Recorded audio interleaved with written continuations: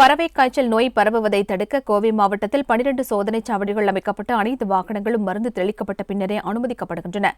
கேரள மாநிலம் ஆலப்புழா பகுதியில் பறவை காய்ச்சல் நோய் பரவி உள்ளதைத் தொடர்ந்து தமிழகத்தில் பரவுவதை தடுக்க கால்நடை பராமரிப்புத்துறை அதிகாரிகள் முன்னெச்சரிக்கை நடவடிக்கைகள் மேற்கொண்டுள்ளனர். அதன்படி கோவை மாவட்டத்தில் வாளையாறு, வேலந்தாவளம், ஆனைக்கட்டி உள்ளிட்ட 12 இடங்களில் பறவை காய்ச்சல் நோய் தடுப்பு சோதனைச் சாவடிகள் அமைக்கப்பட்டுள்ளன.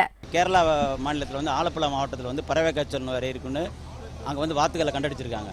அது H5N8ங்கிற அந்த வைரஸ்னால இருக்குன்னு ஒரு ஆய்வு கொடுத்துருக்காங்க. அந்த பறவை காய்ச்சல் நம்ம தமிழ்நாட்டுக்குள்ளே வரக்கூடாது அப்படிங்கிறதுனால எங்கள் இயக்குனர் அலுவலகத்தோட உத்தரவுப்படி நாங்கள் 29ஆம் தேதியிலேருந்து செக் போஸ்ட் போட்டு எல்லாம் கண்காணிப்பில் இருக்கிறோம். கேரள மாநிலத்திலிருந்து வரும் அனைத்து வாகனங்களுக்கும் கிருமி நாசினி தெளித்த பின்னரே தமிழகத்திற்குள் நுழைய அனுமதிக்கப்படுகின்றன.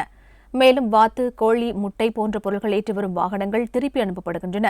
கோவை மாவட்டத்தில் உள்ள கோழி பண்ணைகளிலும் தீவிரமாக கண்காணித்து வருவதாகவும், நோய் தாக்கத்திற்கான அறிகுறிகள் தென்பட்டால் கால்நடை பராமரிப்புத் துறையினருக்கு உடனடியாக தெரியப்படுத்துமாறு அறிவுறுத்தியுள்ளதாகவும் அதிகாரிகள் தெரிவித்தனர்.